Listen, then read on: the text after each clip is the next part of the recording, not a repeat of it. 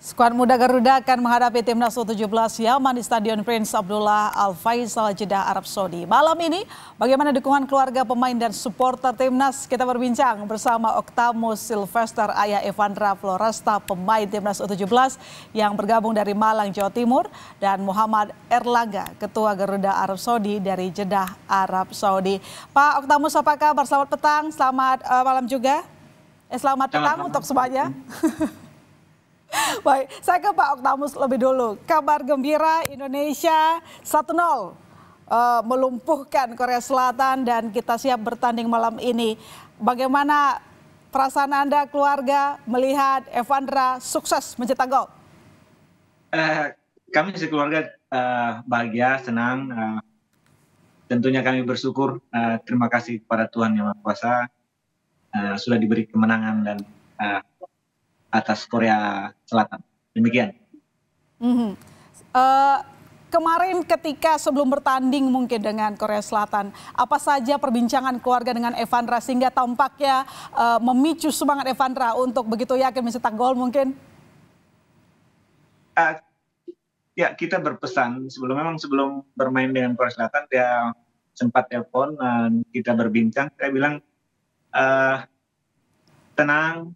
Jangan takut dengan nama besar. Nah, kita sama-sama manusia. Tetap bermain dengan tenang. Apa yang sudah diajarkan pelatih, Coach Nova, terapkan, ikuti apa arahan pelatih. Ya. Jangan takut dengan bayangan. Karena Korea Selatan, jangan. Kamu harus yakin dengan keyakinan bahwa kamu bermain bola. Ya.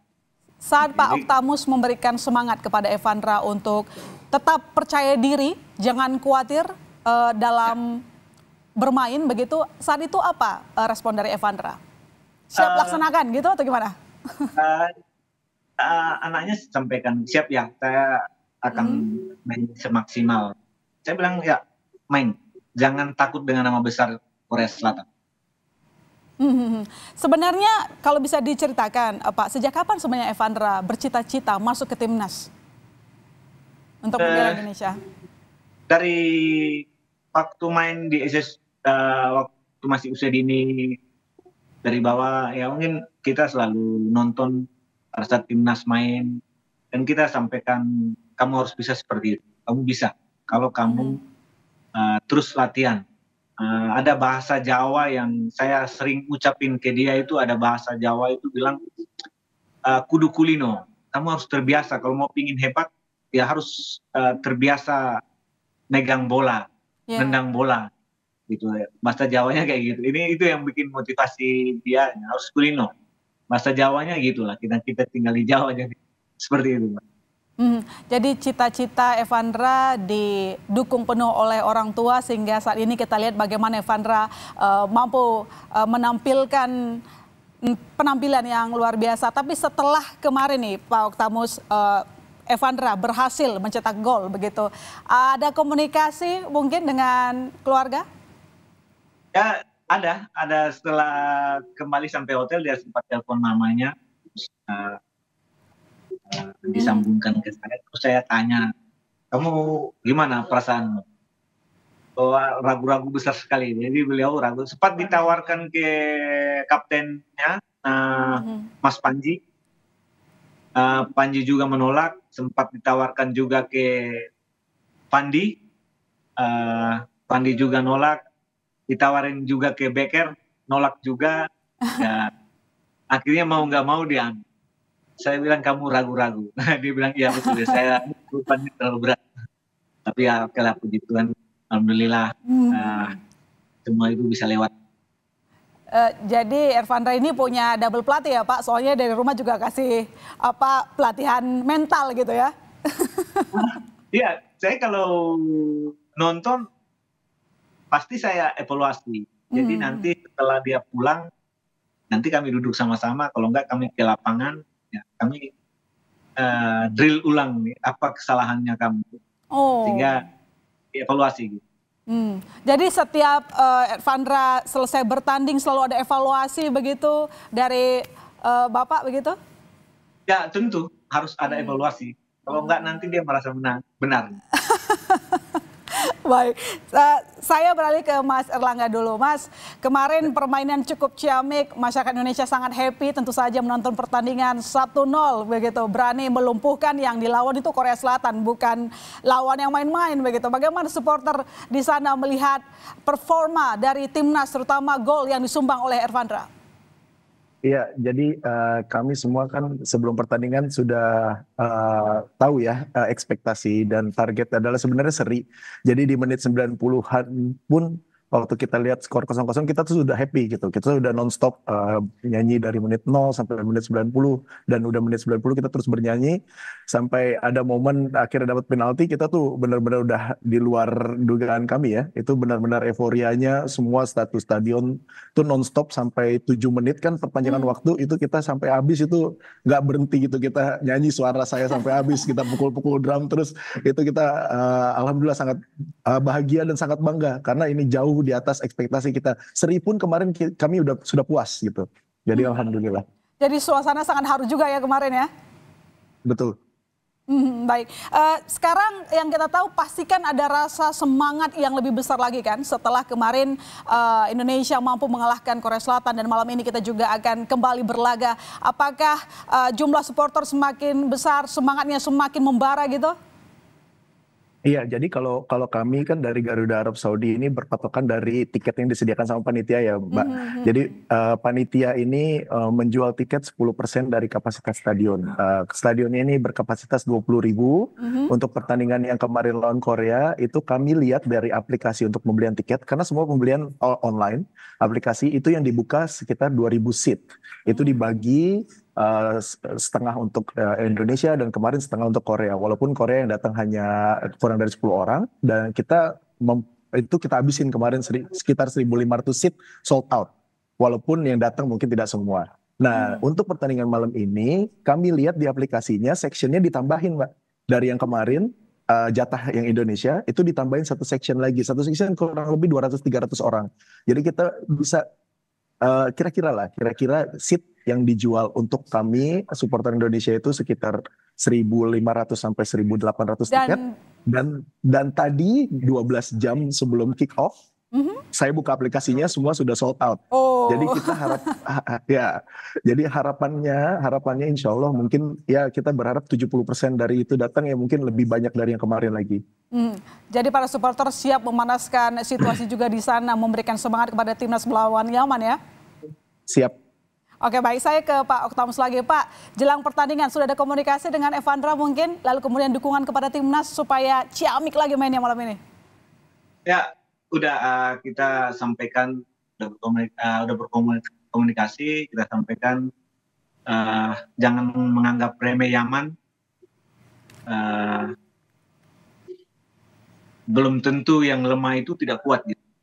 Jadi harus tetap waspada, tetap bermain maksimal apa yang sudah diterapkan pelatih ikutin. Jadi tapi terlebih saya bilang jangan menganggap remeh lawan itu aja. Karena itu bumerang, itu kesalahan besar kalau menganggap remeh lawan. Jadi artinya Pak Oktamus juga melihat kira-kira prediksi susunan pemain begitu sehingga apa yang Pak Oktamus sampaikan kepada Ervandra mengantisipasi para pemain lalu kemudian susunan pemain dari Yaman seperti apa Pak Oktamus? Yang jelas semua tim yang turun di semua pemain yang sudah masuk ke level timnas itu pasti bukan sembarangan. Jadi saya sampaikan ke dia semua itu pemain hebat, jadi jangan pernah menganggap remeh lawan, itu aja. Siapapun yang diturunkan ya harus maksimal, bisa dipertanggungjawabkan. Kalau Pak Oktamus melihat bagaimana kira-kira kekuatan Yaman yang akan melawan Indonesia malam ini, apakah ada perlu strategi khusus begitu sehingga kita bisa melewati benteng pertahanan dari Yaman sehingga cetak gol lagi lah? Kalau dilihat sih dengan Yaman pasti mungkin mainnya yang jelas Kosnova nggak mungkin pasang total pertahanan kayak kemarin dengan Korea. Kan kita lihat hampir 90 menit bermain kita memang murni bertahan. Tapi kita punya keberuntungan ya mungkin Tuhan berpihak pada kita. Tapi kalau dengan Yaman ini saya yakin mungkin Kosnova pasti taktiknya pasti akan berubah dari yang kemarin kita lawan dengan Korea Selatan. Artinya malam ini bisa lebih kalem ya mainnya ya? Mungkin mentalnya maksudnya. Naik lah. Oke, baik, saya ke Mas Erlangga. Kira-kira bagaimana nih? Kemarin kita memang sudah menang begitu agresif melawan dari Korea Selatan. Malam ini dengan Yaman. Kira-kira pola permainan apa yang cocok begitu sehingga kita bisa kembali memperebutkan tiket gitu? Ya, kalau dari komunikasi kami dengan beberapa staf tim nasional, memang target dari awal kan adalah tim nasional kita ini mengejar kemenangan melawan Yaman dan melawan Afghanistan ya. Jadi kalau kita lihat dari statement seperti itu, yang harapan kita adalah mungkin untuk pertandingan malam ini tim kita akan lebih menyerang sedikit. Dengan harapan kami adalah adik-adik kita di tim nasional ini tetap kuat dalam bertahan, karena pertahanan itu adalah sebenarnya penyerangan terbaik ya. Kita bisa main 0-0 dan nanti gol 1 aja, yang penting kan 3 poin ya. Percuma kita main nyerang terus, main cantik tapi ternyata kalah gitu, kalah 5-1, kalah banyak lah. Jadi kita percaya dengan kualitas tim, dan Coach Nova dan staffnya itu kan lebih tahu dengan kualitas pemain yang dia punya, dan mungkin strategi yang terbaik Coach Nova yang lebih tahu. Harapan kita adalah kita bisa melihat lebih agresif sedikit untuk menyerang, tapi tetap disiplin dalam bertahan. Harapan kita adalah menang, karena target kita sebenarnya adalah Piala Dunia Qatar nanti di November 2025. Oke, baik. Pak Kutamu, saya punya pertanyaan terakhir. Apa pesan terakhir Bapak kepada Evander dan juga seluruh timnas hingga dapat bertanding malam ini dengan performa yang sempurna, dengan mental yang baja? Lakukan yang terbaik untuk negara. Lakukan yang terbaik dan mental tetap terjaga gitu ya? Nah. Baik, kalau Mas Erlangga, apa harapannya kepada timnas kita malam ini supaya ciamik main di lapangan? Ya, harapannya ini kan adik-adik kita ini masih usia remaja ya sebenarnya ya, yang adult 15-17 tahun. Harapannya adalah tetap rendah diri gitu, tidak ada star syndrome. Dan kita lihat memang Coach Nova dan tim kepelatihan dan tim psikiatrisnya juga yang di bawah, psikolognya juga memang berusaha membuat adik-adik kita ini tetap level headed lah. Jadi harapannya adalah mereka fokus untuk bermain bola, karena tujuannya adalah mereka mau karir mereka di sepak bola, fokus main bola sebagus-bagusnya sampai menggapai mimpi kita, karena mereka ini bukan cuma di U17 ini aja, harapan kita ke depannya sampai Piala Dunia nanti, Piala Dunia 2034 nanti di Saudi akan kita sambut juga mereka, adik-adik ini yang nanti akan main di Saudi lagi. Ya, harapan yang terbaik untuk timnas U17, semoga menang malam ini. Terima kasih Pak Kutamus, terima kasih Mas Erlangga telah bergabung di Kompas Petang. Selamat sore. Terima kasih.